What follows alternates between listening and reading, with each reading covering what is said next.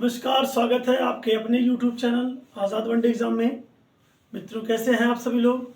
उम्मीद है कि बहुत अच्छे होंगे। मित्रों देखिए, संविधान की क्लास में आप लोगों के लिए लाया हूँ जो एग्ज़ाम के लिए काफ़ी महत्वपूर्ण है और एक दिल्ली पुलिस के लिए भी अति महत्वपूर्ण एक क्वेश्चन आपको मैं बताने जा रहा हूँ। जो बैठकों से क्वेश्चन पूछे जा रहे हैं और बैठकों के बारे में मैं पूरी चर्चाएँ करूँगा। और सबसे महत्वपूर्ण बैठक जो है, पहली बैठक है और दूसरी बैठक और तीसरी बैठक और 11वीं बैठक और 12वीं बैठक। पहली बात तो हम जान जाते हैं कि संविधान में कुल कितनी बैठक हुई थी। देखिए, संविधान में कुल बैठक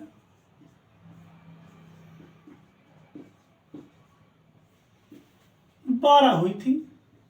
याद रखिएगा, पहला क्वेश्चन आपको यही मिलेगा कि संविधान में कुल बैठक कितनी हुई थी? 12 बैठक हुई थी। 12 बैठकों के बारे में हम चर्चा करेंगे, लेकिन जो महत्वपूर्ण आपको एग्जाम में मिले, ठीक है। तो पहली बैठक के बारे में हम चर्चा करते हैं। हमारी पहली बैठक क्या है? पहली बैठक हमारी कौन सी है? देखिए, पहली बैठक कब हुई थी, कहाँ हुई थी, कितने भाग थे या कौन संबोधन किया था, इस बातों को हम लोग जानेंगे। देखिए, पहली बैठक हमारी कब हुई थी? 9 दिसंबर 1946 को। 9 दिसंबर 1946 को संविधान सभा की ये पहली बैठक हुई थी। बात याद रखना, कहां पर हुई थी बात? कहां पर? जब बात कहां की बात करता है तो दिल्ली के संसद भवन के केंद्रीय कक्ष में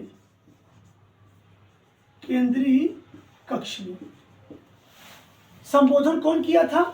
देखिए, बात करता है संबोधन किसने किया था? तो डॉक्टर सर्वपल्ली राधाकृष्णन। ठीक है, संबोधन किसने किया था? डॉक्टर सर्वपल्ली राधाकृष्णन। ठीक है, इसी समय प्रथम अध्यक्ष की बात करता है, ना कि अस्थायी अध्यक्ष की बात कर रहा है, ना कि अस्थायी। ठीक है, तो अध्यक्ष की बात करता है डॉक्टर सच्चिदानंद सिन्हा। ठीक है, डॉक्टर सच्चिदानंद सिन्हा को अध्यक्ष बनाया गया था, जो अस्थायी अध्यक्ष थे। क्या थे ये? अस्थायी। ये क्या थे? अस्थायी अध्यक्ष थे। तो पहली बात आपको याद रखनी है, पहली बैठक 9 दिसंबर 1946 को हुई थी, दिल्ली के संसद भवन के केंद्रीय कक्ष में हुई थी। संबोधन किसने किया था? डॉक्टर सर्वपल्ली राधाकृष्णन जी ने किया था। और प्रथम अध्यक्ष चुने गए थे डॉक्टर सच्चिदानंद सिन्हा। क्या थे ये? अस्थायी थे। ठीक है, दूसरी बैठक की बात करते हम लोग हैं।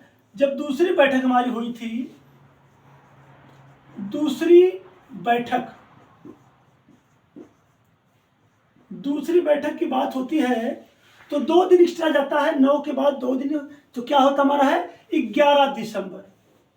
देखिए, 11 दिसंबर 1946 को। ठीक है, 11 दिसंबर 1946 को अस्थायी अध्यक्ष चुने गए थे। नोट करना, अस्थायी अध्यक्ष डॉक्टर राजेंद्र प्रसाद।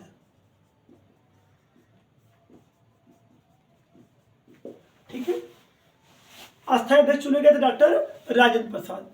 देखिए, उपाध्यक्ष इसमें 2 लोग थे। उपाध्यक्ष 2 लोग थे। एक थे एच.सी. मुखर्जी और दूसरे कौन थे? बी.टी. कृष्णाचारी।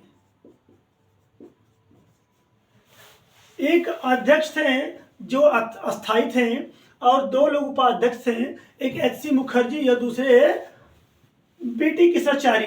देखिए सलाहकार कौन था, बात करते हैं सलाहकार। सलाहकार कौन थे, B N Rao. B N Rao का नाम होता है बेंगल नरसिंह राव। तो बी एन राव कौन थे, सलाहकार थे।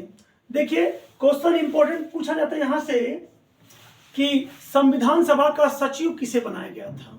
संविधान सभा का सचिव की बात करेगा तो एच बी कौन थे, H B R Iyengar. H B R Iyengar, ये क्वेश्चन पूछा जाता है संविधान सभा में सचिव किसे बनाया गया था, एच बी आर आयंगर को बनाया गया था। ठीक है, पहली बैठक 9 दिसंबर 1946 को, दूसरी बैठक 11 दिसंबर 1946 को। बात यहां तक खत्म नहीं होती है, बात आती है तीसरी बैठक में।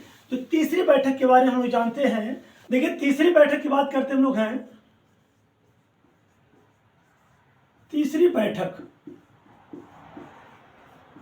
बैठक हमारी हुई थी 13 दिसंबर 1946 को। 13 दिसंबर 1946 को इसी दिन क्या पास हुआ था, उद्देश्य प्रस्ताव। उद्देश्य प्रस्ताव पारित हुआ था। किसने किया था, पीटी नेहरू ने। ठीक है, उद्देश्य प्रस्ताव स्वीकार कब किया गया था, बात करते हैं स्वीकार। तो 22 जनवरी 1947 को यह बात स्वीकार की गई थी। क्वेश्चन पूछा जाता है उद्देश्य प्रस्ताव। देखिए उद्देश्य प्रस्ताव का प्रारूप किसने तैयार किया था, प्रारूप किसने तैयार किया था। तो प्रारूप की बात करते हैं तो यहां पर आते हैं बी एन राव। प्रारूप बी एन राव तैयार किए थे। लेकिन पूछे प्रारूप समिति के अध्यक्ष, पूछे प्रारूप समिति के अध्यक्ष तब कौन आएंगे, बी आर अंबेडकर।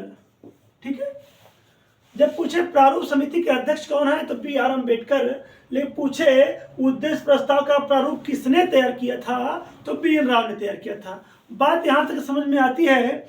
देखिए उद्देश्य प्रस्ताव पूछे कि प्रारूप समिति में कुल कितने सदस्य थे। पूछे क्वेश्चन यहां पर, प्रारूप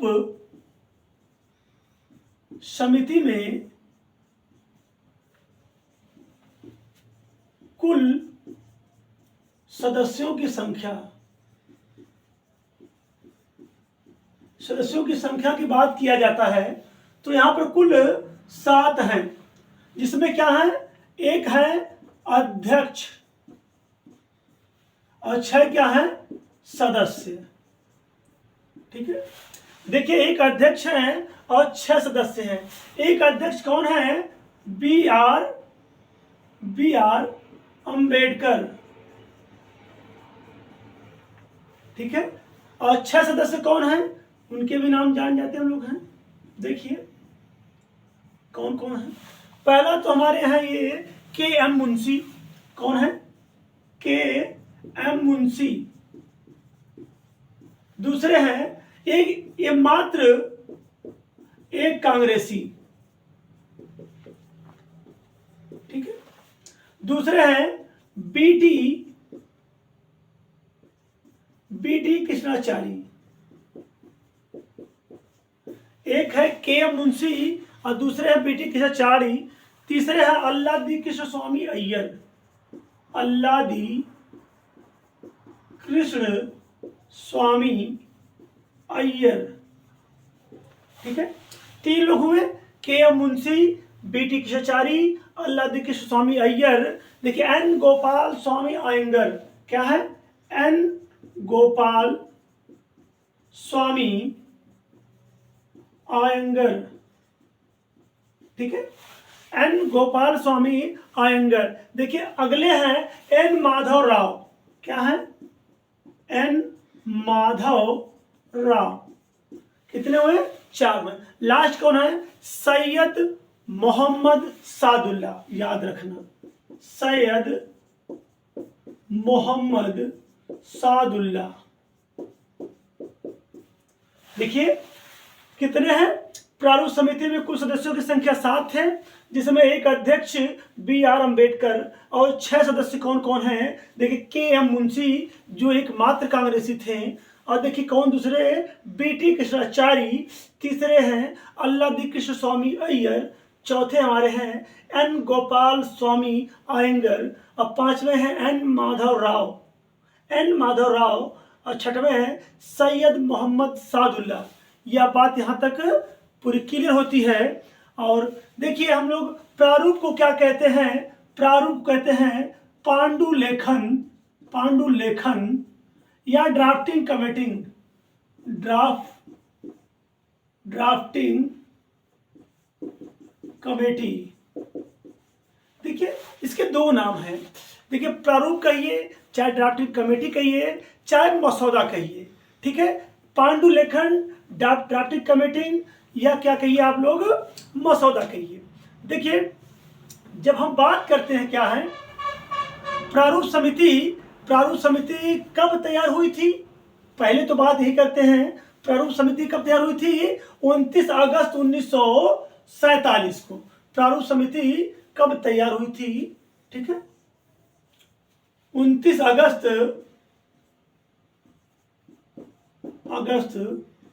1947 को, ठीक है। ये पारित कब हुआ था?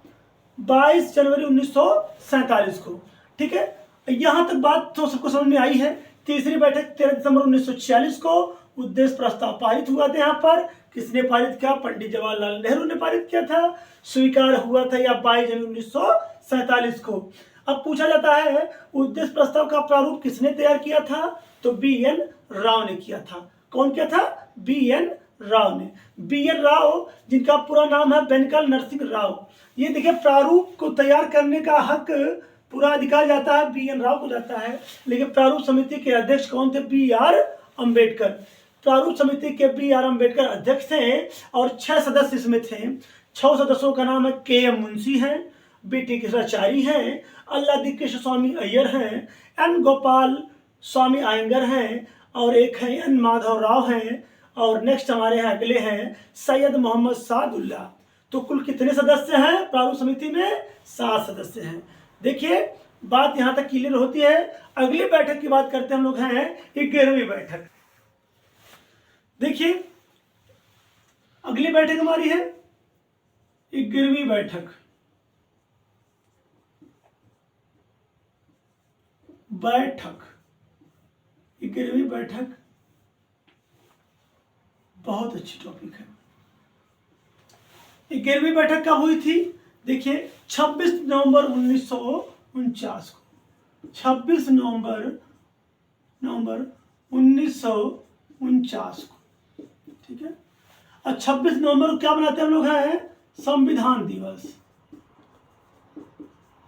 संविधान दिवस, संविधान दिवस मनाते हैं, ठीक है। तो अगर आपसे क्वेश्चन पूछा जाता है कि 11वीं बैठक कब हुई थी, तो 26 नवंबर 1949 को हुई थी। देखिए इसी दिन क्या हुआ था? संविधान बनकर तैयार हो गया था। इसी दिन क्या हुआ था? संविधान बनकर तैयार हो गया था। देखिए तो मूल संविधान बात करते हैं। मूल संविधान में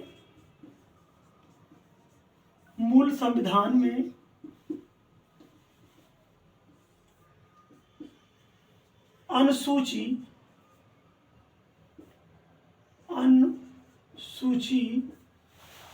की संख्या कितनी थी? 8 थी। कितनी थी? 8 थी, ठीक है। मूल संविधान की बात चल रही है। अनुच्छेद 305 95। तो कितने अनुसूची कितनी थी? 8 थी। अनुसूचियां कितनी थी? अनुसूचियां 8 थी, अनुच्छेद 395 थे। अब बात करते हैं भाग कितने थे? भाग 22 भाग थे। बात करते हैं वर्तमान की, प्रेजेंट में। वर्तमान में क्या है वो?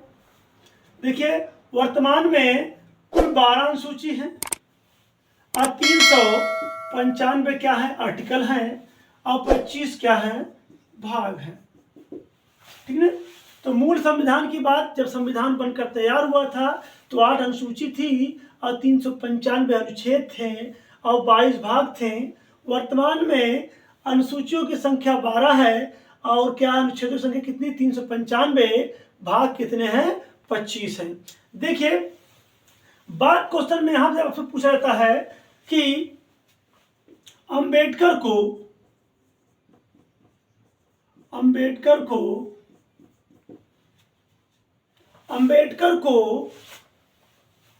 केबी राव ने क्या कहा था? अंबेडकर को केबी राव ने क्या कहा था? क्या कहा था? देखिए, अंबेडकर को केबी राव ने क्या कहा था? संविधान का जनक एवं जननी। क्या? संविधान का जनक एवं जननी। तो अंबेडकर को क्वेश्चन पूछा था, अंबेडकर को संविधान का जनक एवं जननी किसने कहा था? केबी राव ने कहा था। पूछा जाता अगला है कि अंबेडकर को आधुनिक मनु किसने कहा था? आधुनिक मनु। अंबेडकर को आधुनिक मनु किसने कहा था? सरदार वल्लभ भाई पटेल। कौन? सरदार वल्लभ भाई पटेल। देखिए, सरदार वल्लभ भाई पटेल को सरदार की उपाधि किसने कब मिली थी? बारदौली की महिलाओं ने उनको कहा था, सरदार की उपाधि दी थी। बात आती है कि अंबेडकर को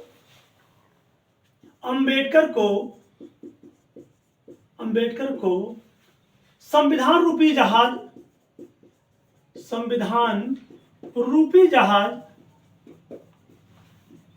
एवं स्फील्ड पायलट किसने कहा था? देखिए, अंबेडकर को संविधान रूपी जहाज या स्फील्ड पायलट किसने कहा था? तो डॉक्टर राजेंद्र प्रसाद।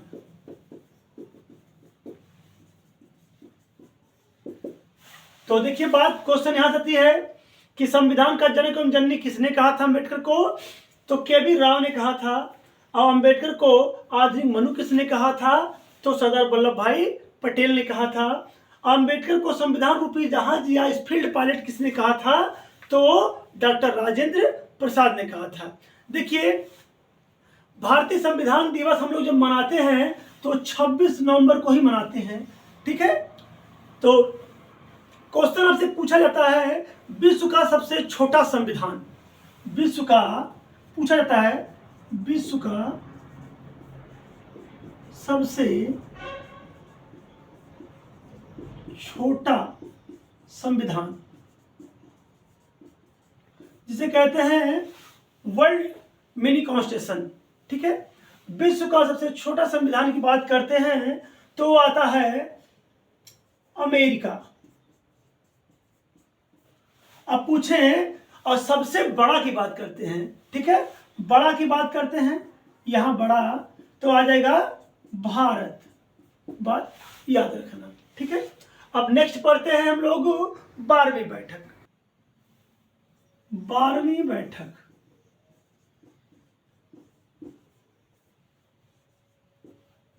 बैठक, देखते हैं हम लोग हैं। 12वीं बैठक है 24 जनवरी 1950 को।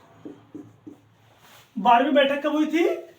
24 जनवरी 1950 को। देखिए, संविधान पर अंतिम रूप से हस्ताक्षर संविधान पर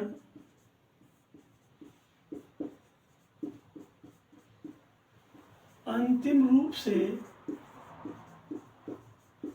हस्ताक्षर, संविधान पर अंतिम रूप से हस्ताक्षर तो पहला किसका है? प्रथम पीटी नेहरू, पीटी नेहरू। और अंतिम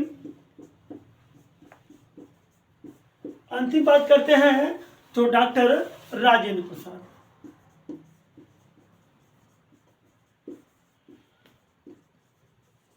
ठीक है, तो संविधान पर अंतिम रूप से हस्ताक्षर तो पहला क्या है? पंडित जवाहरलाल नेहरू का है, और अंतिम किसका है?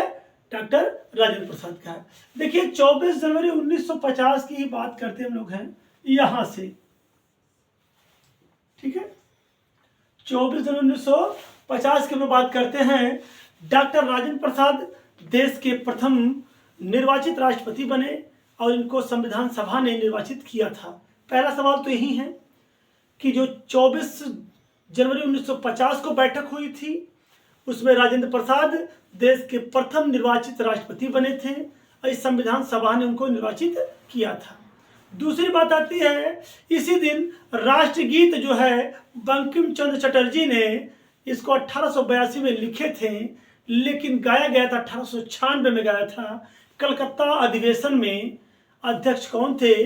रहीमतुल्ला सयानी थे।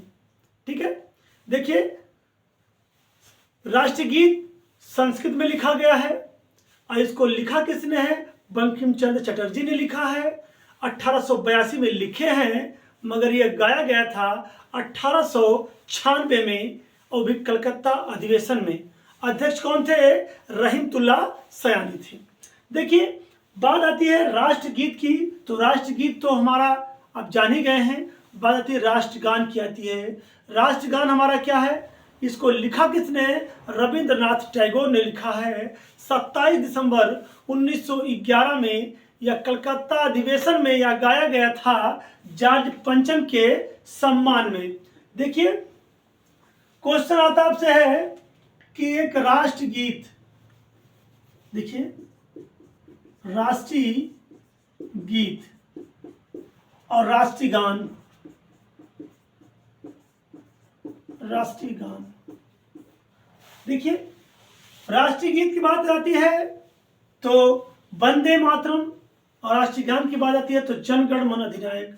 या आप इतना याद रखिएगा कि राष्ट्रीय गीत जो है संस्कृत भाषा में है और बंकिम चंद्र चटर्जी ने इसको लिखा है। राष्ट्रगान रविंद्रनाथ टैगोर ने लिखा है। ठीक है, बात यहां से आती है कि 24 जनवरी 1950 को संविधान पूरा बनकर एकदम तैयार हो गया था। अब लागू होने की डेट आई थी, तो 24 जनवरी 1950 को लागू क्यों नहीं हुआ था, यह बात को जानना जरूरी है। तो जानते हैं 2 दिन प्लस करके 26 जनवरी, 2 दिन प्लस किए तो 26 जनवरी 1950, क्योंकि 26 जनवरी